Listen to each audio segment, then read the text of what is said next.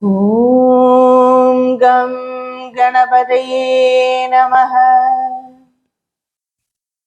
Gurureva Gati Gurumeva Bhaje Gurunaiva Sahasmi Namo Gurave Na Guru Paramam Shishurasmi Guruho Matirasmi Guru Mama Pahi Guru Satchidanantarupaya Vishvotpatyaadihetave Tabatraya Vinashaya Sri Krishnaya Vayam Namaha Krishnaya Vasudevaya Haraye Paramatmane Pranadah Kleshanashaya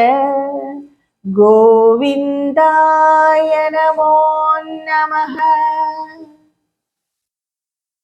Yam pravrajjantamανupetamapedakhrityam Dvaipayano virahakadara ajuhava Putredi tanmayataya taravobhinedustam Sarvabhuda hridayam munimanatosmi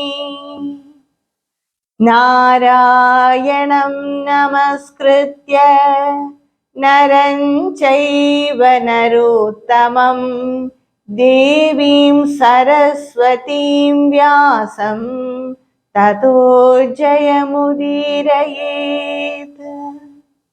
Sarvebhyah namaskaraha. In this series of videos, I would like to share with you the meaning of Srimad Bhagavata Purana. I am really blessed, and by the grace of my Guru and Bhagavan Krishna, I had the chance of reading Srimad Bhagavata Purana. I have been reading Srimad Bhagavata Purana for many years, and what I have learned, what I have grasped from that Mahapurana, I would like to share with you. Srimad Bhagavata Mahapurana is an important treatise in Sanatana dharma. It was the work written by Bhagavan Krishna Dvaipayana Vedavyasa. Bhagavata Mahapurana is one among the 18 Puranas written by Bhagavan Vedavyasa. In the ancient time, in the Vedic period, the people were very highly intellectual and they had minimum desires and they were so much interested in Atma Vidya. They completely concentrated on Atma Vidya. At that time, bhakti was not a movement. But later on, when time rolled on, in the end of Dwapara Yuga, the people became less intellectual, they became less intelligent, they had many desires, competition, and during the period of Bhagavan Vedavyasa, he felt the need to spread bhakti. And he also felt the need to codify the Vedic mantras and organize them and compile them. So he began the work to codify the Vedic mantras. In that ancient time, in the place called Badrikashrama, it is now called Badrinath, in that place, Bhagavan Vedavyasa, he had a very big ashrama and many students were studying there they came from everywhere. At that time, it was not India, it was Bharata, much bigger than this. So he had many students studying in his ashrama, and he sent his students to the four corners of Bharata and collected the Vedic mantras that was practiced by the Vedic practitioners and the acharyas at that time.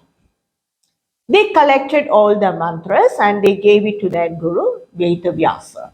Bhagavan Vedavyasa organized it according to subjects, compiled it, edited it according to the needs of the Kali Yuga, and he codified it, and he formed it as four big books as Rig Veda, Yajurveda, Samaveda, and Atharvaveda. And after compiling and editing these books, he gave this work to his sishyas.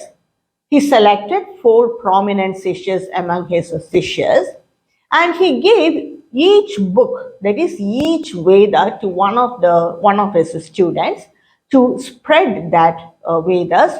So it will come generation after generation, and that's how we are able to understand, read, and practice Vedic mantras. He gave his book Rig Veda to his Sishya Paila Rishi, Yajurveda to Vaishambhayana Rishi, Samaveda to Jaimini Rishi, and Atharvaveda to Sumantu Rishi. And so they practiced these mantras. They taught these mantras to their students, and they taught these mantras to their students, and we went on. And apart from that, he had many information collected by the students along with that Vedic mantras from the Vedic practitioners, from the priests, and from many people there. Many people, because at that time, even at that time, Atma Vidya was very prominent. It was not like now. Atma Vidya was very prominent then. So many people gave information to that students. So he collected all that information, beliefs, and different rituals. And apart from it, Bhagavan Vedavyasa, he also meditated on these facts and found out many facts apart from this. So he organized all that subject-wise, or according to that rituals or that practices, he compiled it, and he wrote the other Puranas, the 17 Puranas he wrote with that information, with that gathered information. So these Puranas are the information gathered by the students of Vedavyasa, and Vedavyasa compiled it, and he wrote the Puranas. And many people think these Puranas are just stories. No, they were not the stories written by Bhagavan Vedavyasa. They were also in solid information, facts. So what does this Puranas contain? The Puranas has the information about the creation, about the ancient history of the kings and the rishis, the people, prominent rulers, the genealogy of the rishis and the king, their dynasty, the information about dissolution. All these core facts are there in the Puranas. Bhagavan Vedavyasa, he wrote these Puranas, and he gave these Puranas, that is, he gave the responsibility of the Puranas to his famous student Romaharshana. He was responsible for spreading these Puranas he has to pass on to his students, and it should go on like that. So that was what Sri Vedavyasa said. And when he gave these Puranas to Romaharshana, his student, he also authorized to include different matters from time to time, catering to the needs of from time to time. That is, they should not erase or delete the core matter, but they can include matter to explain the core philosophy. These Puranas, they are based on the Vedic principles. They strictly explain the principles, the teaching of the Vedas. But it is given with a sugar coating. It is covered with the stories and the many anecdotes and the many information connected with it. And the core philosophy of the Vedas, that is the Atma Vidya, is given in a different form. So that is the Puranas. So Puranas are equally important like the Vedas. But in the people in the Kali Yuga, they are, as Bhagavan Vedavyasa realized, they were not that intelligent. They are lazy, they won't have time, they are materialistic, they have many desires. So they may not understand the core philosophy of the Vedas when it is given directly as Upanishads or even some people find difficult to understand Bhagavad Gita. Even Bhagavad Gita is a little bit diluted from that core philosophy, but even some people think it is difficult to understand Bhagavad Gita. So for all those people and for the Kali Yuga, these Puranas are very much helpful for the people to understand the core philosophy of the Upanishads or the Vedas. So that's how these Puranas were formed. After writing these 17 Puranas, Veda Vyasa, even after writing the Mahabharata, Brahma Sutra, everything, Bhagavan Veda Vyasa felt something not satisfied. He was not satisfied in heart. So he was so depressed, and one day he was sitting like that, and that time Devarshi Narada, he met him and he asked for the reason, and for that Vedavyasa said, after writing all these Puranas and all Brahma Sutra and everything, Mahabharata, I'm not feeling happy as something is missing. I feel something is missing. And Devarshi Narada said, you have written about everything, but you have not written about the guna of Bhagavan and especially the Krishna Avatara. So try writing that. And he taught him and he reminded him the 4 slokas. And with that as a lead, Bhagavan Vedavyasa, he wrote Srimad Bhagavata Purana. Srimad Bhagavata Purana, it has 12 skandhas, cantos, 335 adhyayas, chapters, 18,000 shlokas, verses. So this is Bhagavata Purana. The central theme of Srimad Bhagavata Purana is the life of Bhagavan Krishna, Krishna Avatara. The entire 10th canto of Bhagavata Purana is dedicated to the Krishna Avatara, the Leelas, his birth, and everything concerned with the Krishna Avatara. The entire Bhagavata Purana, it tells about the rishis and the kings who were there around that period of time, around that period of Krishna Avatara. So the central theme of Bhagavata Purana is Bhagavan Krishna. Bhagavan Vedavyasa, he gave the Vedic mantras, that is the Rig Veda, Yajur, Sama, Atharva Vedas to the Brahmana rishis. And he gave the Puranas to the Romahashana, who was not a Brahmana but a Suta. Suta means one of his parents may be Brahmana, or the other parent may be Vaishya, Kshatriya, or Sutra. He may be like that. Or he may be a complete Vaishya or a Kshatriya, like that. Suta is the name of the community or the caste and not the name. And a person who recite these Puranas, who understand the Puranas and who read the Puranas, they are known as the Pauranikas. So a person who read the Puranas and expound them and give the meaning of them, they are said as the Sutta Pauranikas.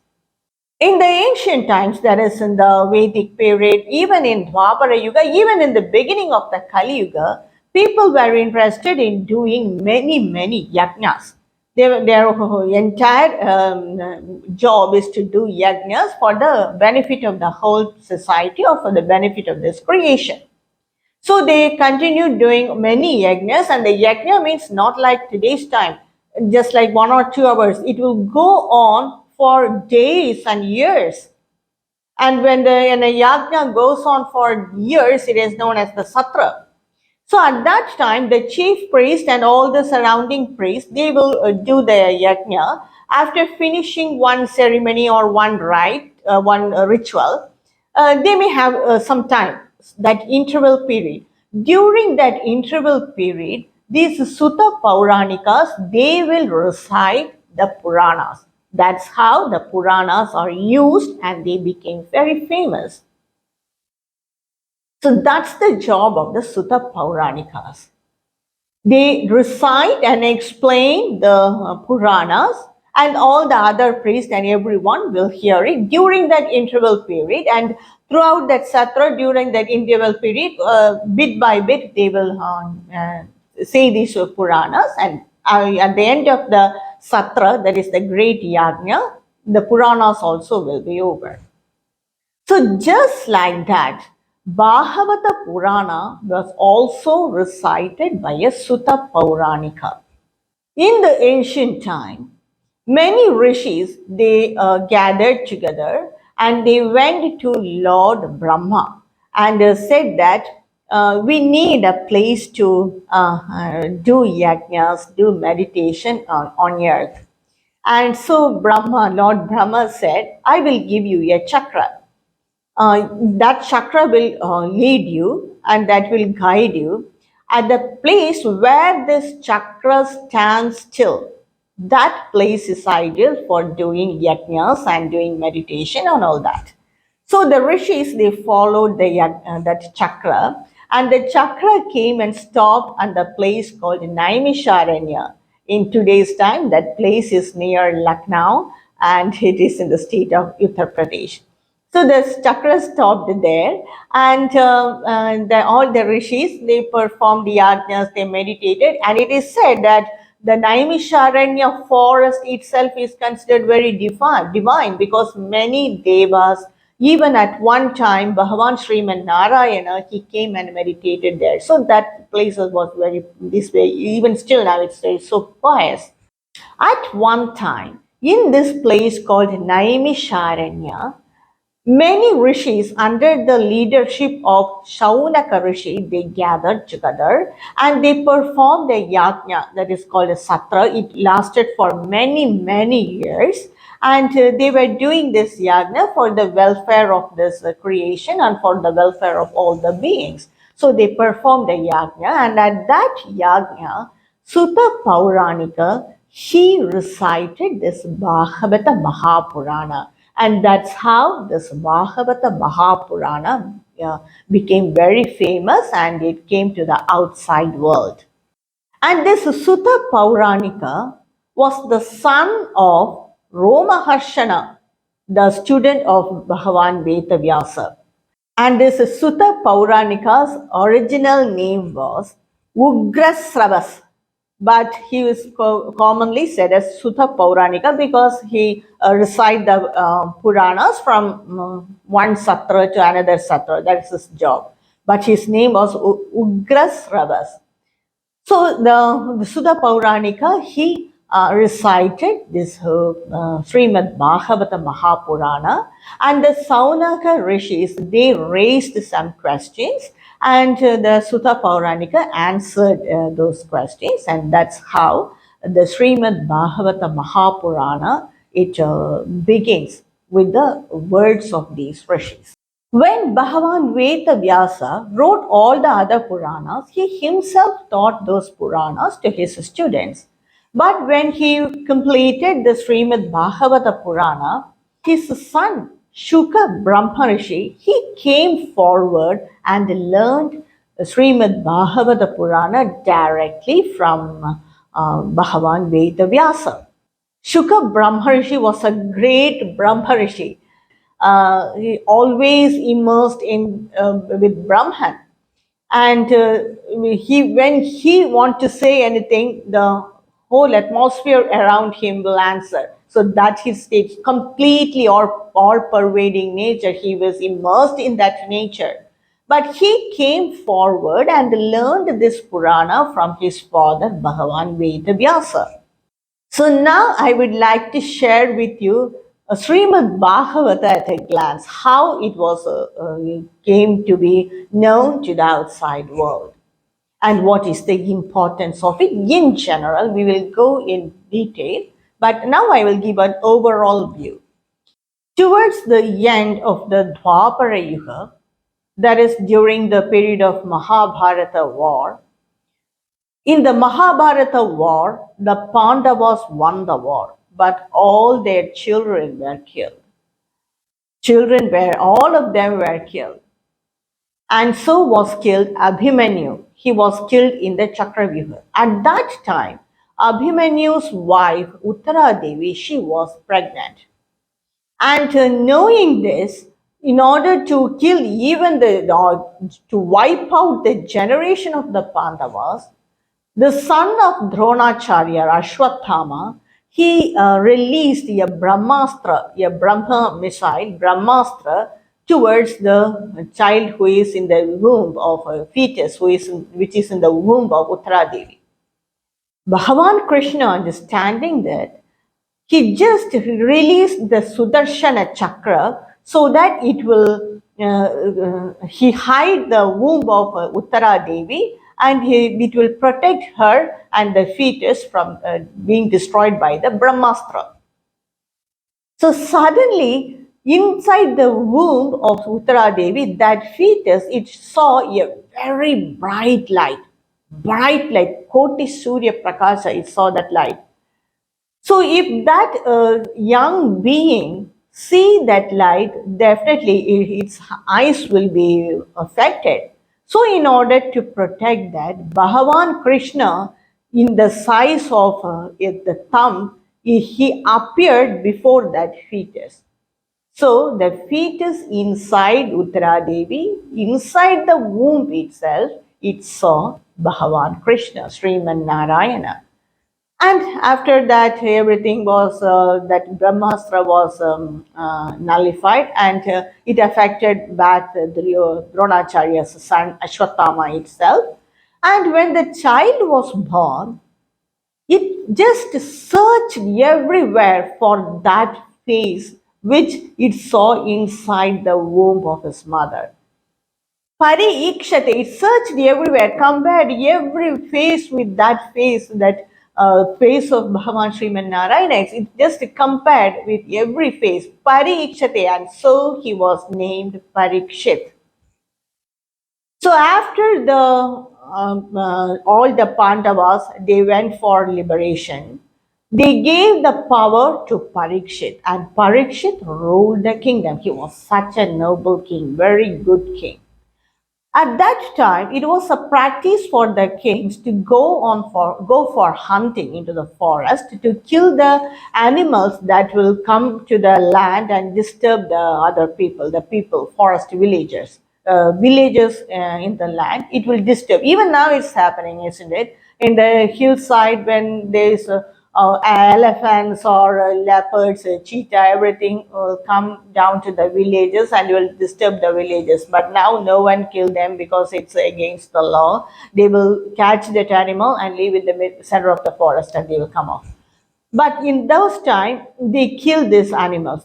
For that, only the Raja will go. He will go for hunting and kill those animals. So like that, Parikshit Raja also went for hunting. And then one day, on the middle of the day, mid-noon, and he was so thirsty and hungry, and he saw a hermitage at a distance. And so he came there, and he saw one rishi meditating. He did not know who he was, but that was the hermitage of the great rishi, Shamika rishi. He was meditating there, sitting there, and so he asked for water or some food. That rishi was so deep in meditation, he didn't hear him.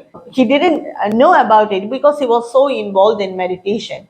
But Raja Parikshit, thought that this sage was just pretending, and he got angry, and with his arrow, he lifted a dead snake which was lying nearby on the ground, and he just put it around the neck of that great rishi. And he went off. So after some time, the Rishi Putra, he came there, and he saw this dead snake around the neck of his father, just like a garland. It was there. He got angry, and he cursed that person, whoever did this act. Within 7 days, he will die being bitten by a very poisonous snake, Takshaga. He pronounced this curse. And when Rishi Shamika, he came out of meditation, he understood that, because he was there he was in meditation only, he understood it. And he said, Putra, what you have done is so wrong. You must not have done this. Because Raja Parikshit is a person who saw Bhagavan Vishnu even before he was born. And not only that, he is that only survivor of the Pandava kingdom, Pandava dynasty, and just how a noble king he is. So he must have not done this. And he asked his son to, and now you have pronounced the curse. No one can do anything. You cannot take it back. So at least go and inform the king about the curse. He may do something for it. And so the friends of this, they went to the palace, and they said that my friend, the son of the Rishi, he has pronounced a curse on you, and within 7 days you will be bitten by the very poisonous snake Takshaka and you will die. And Raja Parikshit immediately, he didn't get angry or he didn't become upset. He accepted the situation. That's the greatness of the people then. He accepted the situation, and he gave his kingdom to his son, and he went to the banks of the river Ganga to fast till death. Anyway, it's only 7 days more. So to fast till death, he went to the banks of the river Ganga. And he expressed his desires to hear Bhagavata Kathas during that limited period. So at that time, there came the great Rishi, Shuka Brahma Rishi, the son of Bhagavan Vedavyasa. He came there. And understanding the desire of Raja Parikshit, he recited Srimad Bhagavata Purana to Parikshit Maharaj for the 7 days.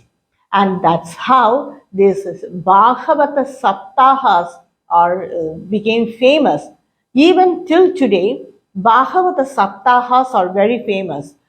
But then Shuka Brahma Rishi, he recited Srimad Bhagavata, these 18,000 shlokas continuously for 7 days, that is 24/7.